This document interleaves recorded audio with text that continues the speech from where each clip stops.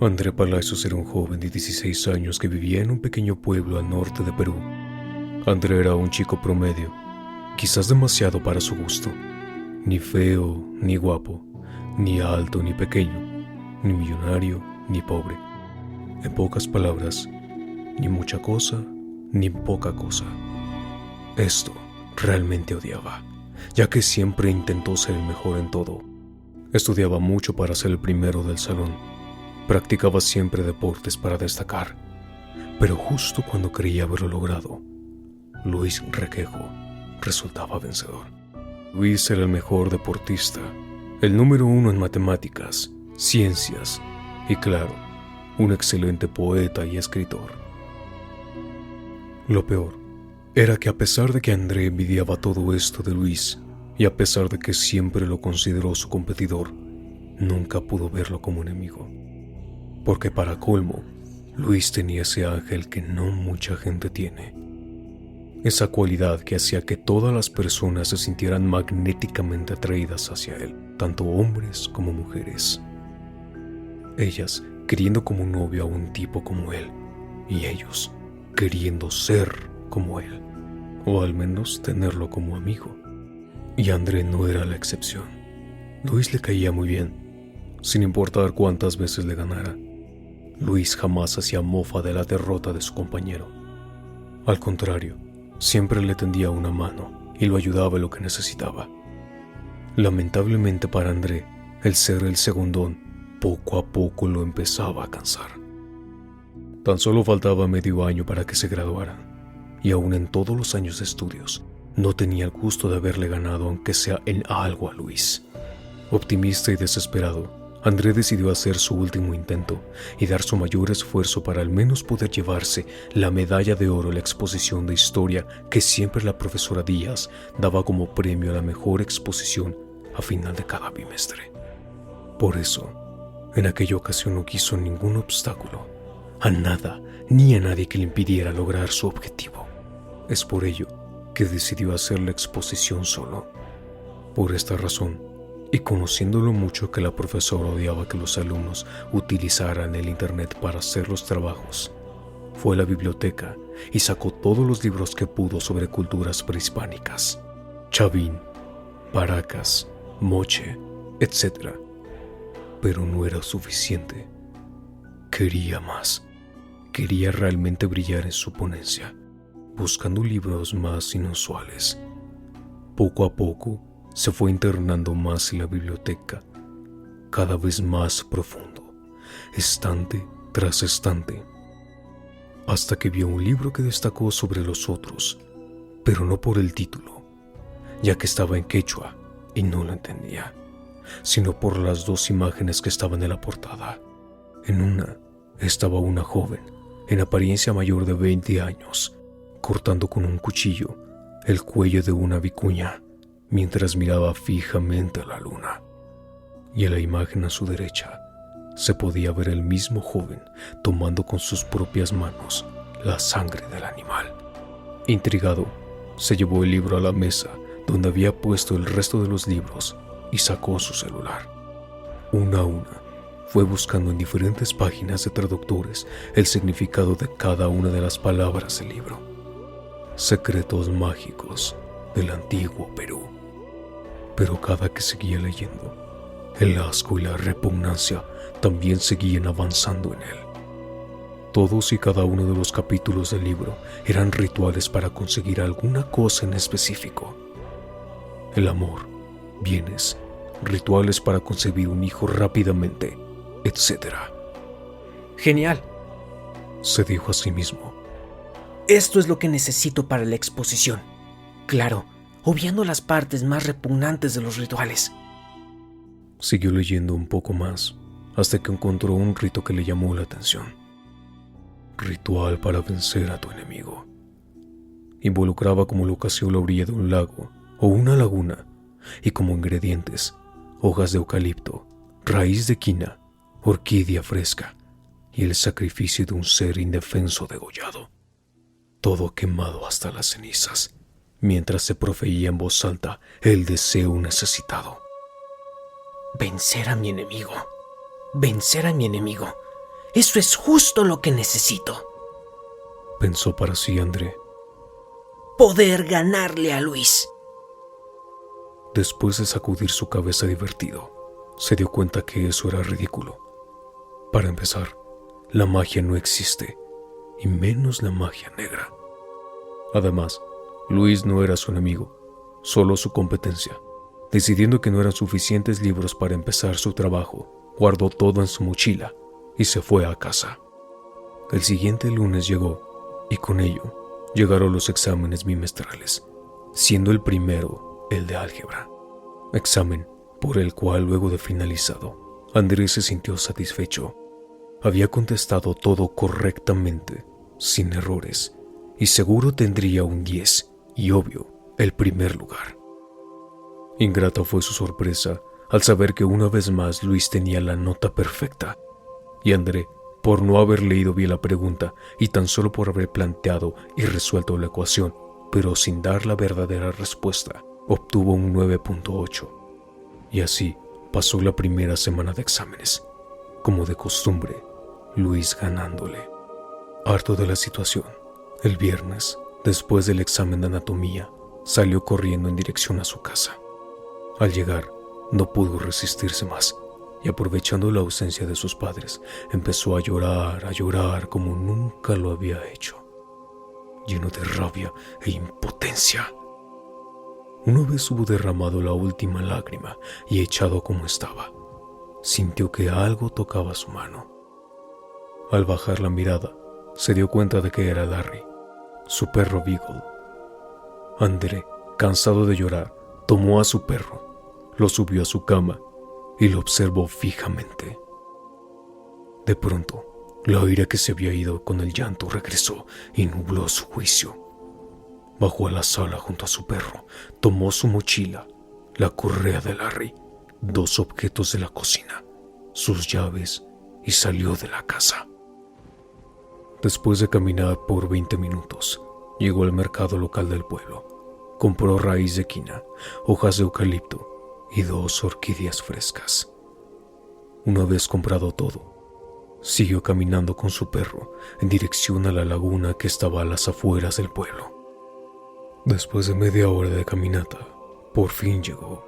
Felizmente y para su suerte, la orilla estaba desierta. Sacó todo lo conseguido del mercado, además del libro de rituales y el cuchillo que había sustraído de la cocina. Luego puso todo ordenadamente en el suelo y se sentó. Larry lo miró desconcertado y triste, pero la decisión ya estaba tomada. En el ocaso, a 10 minutos de anochecer, André abrazó a su perro con fuerza y pidiéndole muchas veces perdón. Poco a poco fue rebanando el cuello del animal con el afilado cuchillo, hasta que el lamento del can cesó. Ya muerto, André puso el cuerpo de su mejor amigo junto con los demás componentes del ritual y con la caja de fósforos encendió uno e hizo una pequeña fogata con todo ello. Balbuceando con lágrimas por toda la cara y sintiéndose miserable, dijo en el mejor quechua que pudo pronunciar y en voz alta: Quiero ser como Luis, siempre el mejor. Quiero que nunca más nadie pueda ganarme. Quiero ser admirado como lo es él. De pronto, del fuego salió un humo azul que entró directamente en la boca de André, haciendo que al instante perdiera la conciencia. Cuando despertó, no sabía si habían pasado tan solo minutos o unas horas. El paisaje estaba todo completamente oscuro, tan solo iluminado por la luz de la luna. Con un terrible dolor de cabeza, pudo ponerse de pie. Cuando vio las cenizas al borde del lago, recordó horrorizado todo lo que había hecho.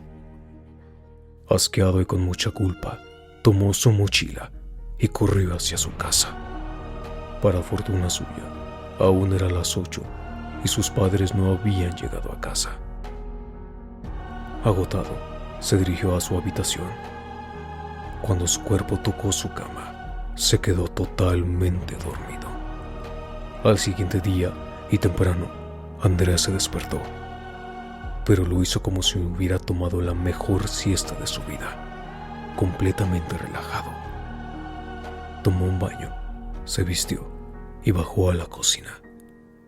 Allí lo esperaba Lidia, su mamá, con el desayuno casi listo. Lo saludó con una expresión de preocupación en su rostro. Intrigado, André le preguntó por qué lo miraba así. Triste y dubitativa, Lidia le dijo a André que ella y su papá no encontraban a Larry en ninguna parte de la casa, y por más que buscaron por las cercanías, simplemente el perro no aparecía. Fingiendo lo mejor que pudo, André puso cara de tristeza y, poniendo toda su voluntad en ello, empezó a llorar. Viendo esto, su mamá solo atinó a abrazarlo para consolarlo. Todo el fin de semana, como no lo había hecho hace mucho tiempo, Andrés se sintió tranquilo, optimista. Es más, se sentía valeroso, con ganas de emprender nuevos proyectos, con muchas ideas en mente. Cuando comenzó la nueva semana, jubiloso, Andrés se despertó muy temprano, ansioso por exponer su trabajo de historia. Aunque solo había dormido 5 horas en 2 días, no se sentía para nada cansado. Al contrario, sentía unas ganas inmensas de ya llegar a su colegio y presentar su trabajo. Guardó cuidadosamente sus papeles y la maqueta de la ciudadela de Machu Picchu que había hecho con mucho esfuerzo y se dirigió a la escuela. Sabía que no era bueno ir caminando hacia la escuela, porque en el camino la maqueta se podía caer.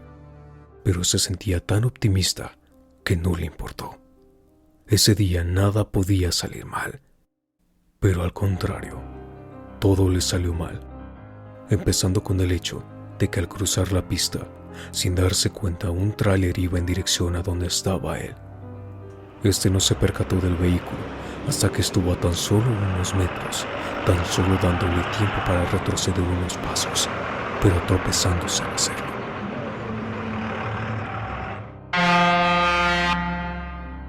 Lamentablemente, no retrocedió lo suficiente. Cuando se dio cuenta que la embestida ya era inminente, el tráiler logró frenar de golpe. Abriendo los ojos, Andrés se dio cuenta de un hecho atroz.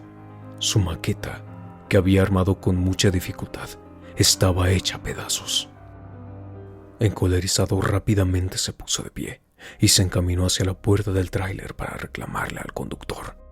Pero no pudo emitir palabra alguna, porque ni bien se acercó a la puerta izquierda del vehículo, un taxista lo impactó de lleno y lo derribó 10 metros sobre el asfalto.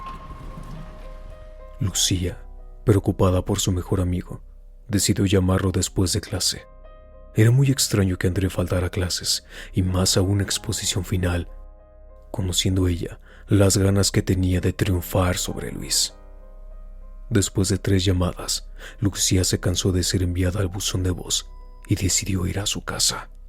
Al llegar, vio a Jorge, el papá de su amigo, saliendo de la casa con una maleta. Al interrogarle por el paradero de su hijo, Jorge, lamentándose, le dijo que Andrea había sido arrollado por un auto y estaba gravemente herida en el hospital. Solamente había ido a casa por un poco de ropa y unos documentos del seguro, y que ya iba de regreso al hospital. Lucía le rogó que por favor lo dejara acompañarlo. Cuando llegaron al cuarto de su hijo, Lucía vio que de él salía Lidia. La abrazó y le dijo que lo sentía. Luego de abrazarla, Lidia fijó la mirada en su esposo y con los ojos llorosos le dijo que el doctor hace unos minutos le había dicho que lamentablemente Andrea había caído en un coma y no sabían cuándo podría despertar. Lucía, aconjonada, sin creer la noticia, se sentó en una silla cercana. Después de un minuto de silencio, por fin, Lucía se puso de pie y le pidió a los padres de su mejor amigo permiso para poder entrar. Lidia le dijo que podría entrar luego de que saliera un amigo de André que había entrado primero. Al preguntarle a qué amigo se refería, Lidia le respondió que se trataba de Luis, que había llegado hace 10 minutos a visitar a su hijo. Asombrada, pero resignada, Lucía volvió a tomar asiento y lo esperó. Lo lamento. No sabes cómo lo lamento. No quise que esto pasara. Te juro que al hacer el ritual Nunca imaginé que esto podría pasar. Perdóname, por favor, Luis. Nunca quise hacerte daño. Simplemente quería ganar. Quería sentir por lo menos una vez la victoria. Ser como tú.